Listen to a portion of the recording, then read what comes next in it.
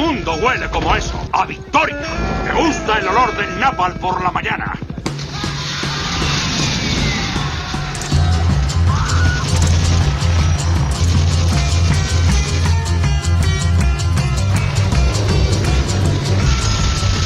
Hay muchas películas sobre la guerra de Vietnam en el cine estadounidense. Este trauma nacional que aún hace despertar a gritos muchos granjeros de Kentucky. Un trauma que llevó a la producción de grandes películas antibélicas como La chaqueta metálica de Stanley Kubrick, pero ninguna como Apocalypse Now, la cinta de Francis Ford Coppola. Una cinta que no solo es un alegato contra la guerra, sino también contra el militarismo estadounidense y una exploración psicodélica de la dualidad del hombre, donde la bondad y la maldad no son algo separadas entre sí, sino dos caras de la misma moneda. Una película que acaba siendo reflejo del descenso a la locura del protagonista, pero también de su director, el cual casi muere durante la producción. En el propio comienzo podemos ver esta idea. Se nos presenta un paraje natural de selva, siendo destruido con napalm mientras suena The End, la canción de The Doors de fondo, una canción también psicodélica que simboliza una despedida, para ver justo después el rostro del protagonista contrapuesto en esta misma escena, entremezclándose el ruido de los helicópteros durante el ataque con los ruidos del ventilador de la habitación donde está el protagonista, mostrándonos que el protagonista, pese a estar en un sitio ajeno a este bombardeo, tiene la cabeza en la guerra. La presentación del protagonista sigue esta misma idea. Lo vemos melancólico y totalmente alienado, un hombre que no tiene en absoluto aspecto de ser un héroe de guerra, siendo un borracho apátrida, ya que no se siente como en casa cuando vuelve a los Estados Unidos y ha tomado a la guerra de Vietnam no al país sino a su guerra como su hogar, pese a que detesta la misma, evadiéndose con alcohol de esta situación,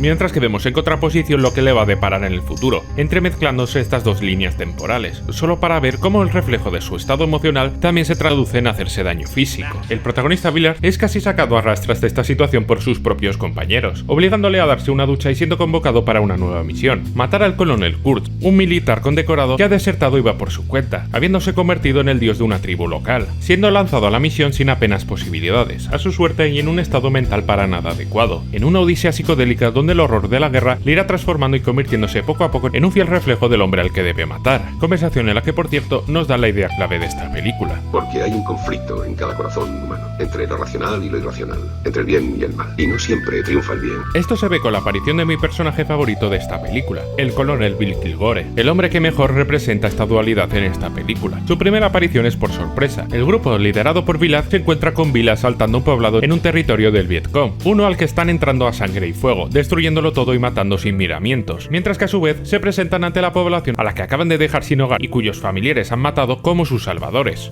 Estamos aquí para ayudaros. Viéndose como mientras aún se libran combates parciales, un pastor con una sotana de estética militar oficia una misa, los buenos cristianos que matan al prójimo sin pestañear. El propio Bill es así de contradictorio. Este se enfada con sus hombres por no dar agua a un combatiente enemigo herido, y dice esto: A un hombre que tiene huevos para luchar con las tripas fuera, no puedo negarle un poco de agua. Creo que uno de esos marineros es Len Johnson, el surfista. ¿Seguro? ¿Dónde está? Pero justo después le abandona porque ha llegado un soldado que es un surfista muy famoso. Pero este concepto se verá magnificado más adelante. Los militares orgullosos de su trabajo lo festejan y hacen una barbacoa. Y Bill se alza no solo como su coronel, sino como el padre del pelotón y como su protector. Y en parte es así. Se preocupa por sus hombres y el propio Willard lo admite. Supongo que no era un mal oficial. Quería a sus hombres, que se sentían seguros con él.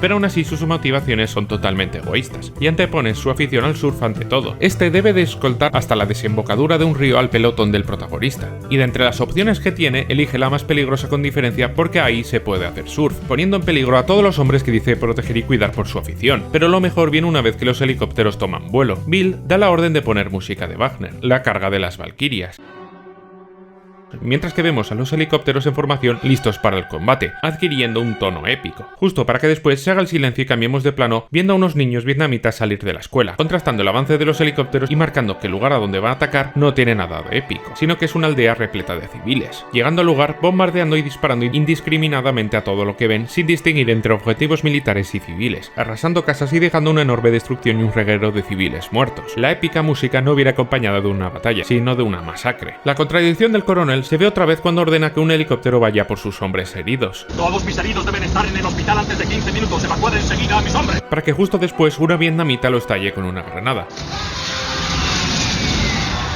La reacción de los soldados es atacar enfurecidos indistintamente a todo el mundo, pero el mismo coronel que dice proteger a sus hombres decide ignorar todo esto para centrarse en su pasión por el surf. Esto se ve más claro aún cuando aterrizan y envía a sus hombres a surfear en medio de un combate pese a que estén bombardeando esta misma posición, o como cuando una madre vietnamita le implora que lleven a su hijo herido al hospital. Mientras sus hombres son contrarios a esta idea, él tiene empatía por ella y ordena que se la lleven, solo para que justo después ordene un bombardeo indiscriminado de napalm al bosque donde no solo se están escondiendo los combatientes, sino donde ha huido toda la población civil, para culminar con este discurso. Me gusta el olor del napalm por la mañana.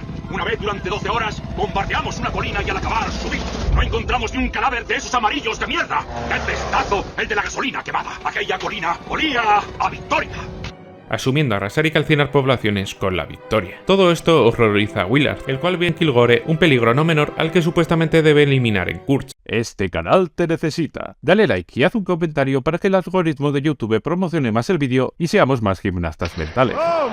Con tu ayuda podré seguir divagando de muchos temas y suscríbete si no lo estás para enterarte de todas las novedades. Y ahora seguimos. Y es precisamente a lo largo de esta odisea, viendo los horrores no solo del enemigo, sino de su propio bando, cuando irá empatizando con el hombre que debe matar, hasta compartir su visión, ya que una vez escoltados por Kilgore hasta la desembocadura, estos remontarán río arriba hasta Camboya, en una odisea que entre más avanzan mayor será la barbarie y la decadencia, viendo y sufriendo un proceso en el que como ser humano se vuelven más salvajes y primarios. Esto se ve en la siguiente base a la que llegan, en la que en un ejercicio de frivolidad, el ejército trae unas conejitas de Playboy para que bailen para los soldados destinados. Estos poco a poco van aumentando su agresividad. Primero muestran entusiasmo, pero de vitorearlas pasan a decir las groserías hasta acabar asaltando el escenario para ir a por ellas, obligándolas a huir en el mismo helicóptero en el que han venido, en un estado de locura colectiva, en el punto de que hay soldados que ponen en riesgo su vida al agarrarse al helicóptero para poder llegar hasta ellas. Poco a poco se están convirtiendo en bestias. Esto se ve en el propio Burch, el cual cada vez socializa menos y es más agresivo, y cada vez que el grupo sigue río arriba, esto va más a más, encontrándose más adelante una base militar destartalada donde no hay mando ni ley, y donde el pelotón abusa de las conejitas de antes en un estado total de enajenación y totalmente traumadas. Todo esto mediante un previo pago que efectúa Burch mediante 2 barriles de gasolina, en un estado en el que el pelotón está totalmente fuera de sus cabales, a diferencia del principio de la travesía. La deshumanización tanto del pelotón como del protagonista llega a su punto álgido cuando abordan un barco civil para una inspección rutinaria por órdenes del capitán. El pelotón trata como escoria a los civiles y tras inspeccionar el barco y ver que no había nada en peligro, uno de los miembros abre fuego y causa una masacre creyendo que iban a ser atacados, eliminando a todos los civiles literalmente por nada. Aunque la peor parte resulta cuando uno de los civiles sigue vivo. El capitán del barco, pese a ser en parte responsable de esta matanza, quiere dar media vuelta y llevarla a la base, ante lo cual Burch la remata a sangre fría delante de todos para no perder tiempo.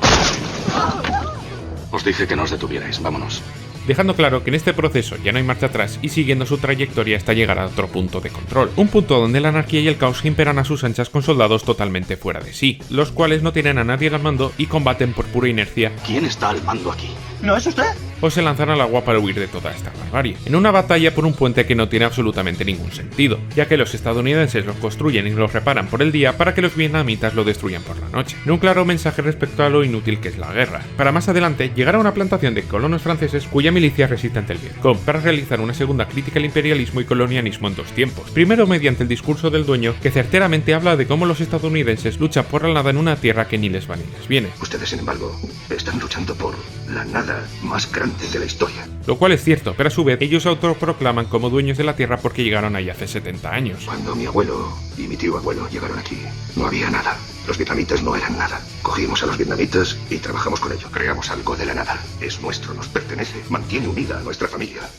Además de alzarse como civilizadores alegando que construyeron algo junto a los nativos, siendo esto falso, ya que todos los vietnamitas que salen en la finca son sirvientes de estos. ¿Podría presentarme al chef? El chef solo habla vietnamita. Lens, el chef es un amarillo. Realmente estos terratenientes franceses son también los malos de la película, y la población nativa les quiere fuera por lo que son, unos ladrones. Esta parada antes de llegar al reino de la locura de Kurtz es el último oasis, la calma antes de la tormenta y donde se sintetiza la idea principal de la película. Eres 2 personas, una que mata y otra que ama. No sé si soy realmente un animal o un dios, pero sois ambas cosas. Lo único que importa es estar vivo. La llegada a la base de Kurtz marca el final del trayecto, sino también el retorno a la base más animal y primaria del ser humano. Los soldados de Kurtz, no solo los nativos, sino también los desertores americanos, son bestias los cuales adornan con trozos de cuerpo mutilados todo el lugar. Pero en el mismo campamento se ve como entre la barbarie más absoluta convive la inocencia y la alegría entre sus habitantes, marcando así esta dualidad. Pero esto aún se ve más marcado en la propia presentación de Kurtz, cuya salida de las sombras hacia la luz, sumado a su traje negro, le envuelve en un misticismo que junto a su régimen y la lealtad que le procede procesan se alza no como un hombre sino como una especie de dios, pero este dios no es más que otro hombre atormentado, alguien moldeado por el horror y que ha intentado superarlo abrazando esta dualidad que comprende mejor que nadie, y que aún después de todo no es capaz de eliminar el dolor que el horror ha causado en su vida. Rompió con los demás y después rompió consigo mismo. Jamás había visto a un hombre tan roto, tan destrozado. Por ello captura a Willard con el propósito de que le comprenda y torturándole para ello, para que llegue al mismo punto donde está él, sincerándose en sus motivaciones. Se necesitan hombres con principios que al mismo tiempo sean capaces de utilizar sus instintos primarios para matar, sin sentimientos, sin pasiones, sin prejuicios, sin juzgarse a sí mismos.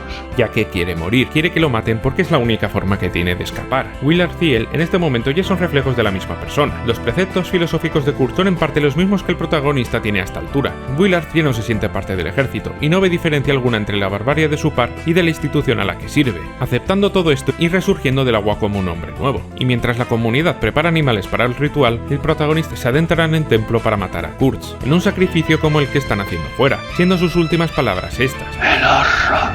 Siendo el culmen de la ceremonia y lo único que puede hacerle es espiarse de su dolor. Willard, tras el asesinato, recibe la pleitesía del pueblo y es tratado como el sucesor, pero este tira su arma rechazando este legado, marchándose del lugar junto al único compañero que sigue vivo de la travesía, habiendo podido ordenar el bombardeo de la aldea por radio tal y como era el plan originalmente, y por lo tanto rechazando el legado de barbarie tanto de Kurtz como del propio ejército al que sirve, acabando la cinta con un mensaje demoledor. La barbarie no es algo excepcional en el hombre, sino algo normal, ya que la maldad en el mismo es otra cara tan intrínseca como su bondad, siendo el horror no algo deshumanizador, sino algo propiamente humano, y es que el horror tiene el mismo rostro que tiene el hombre.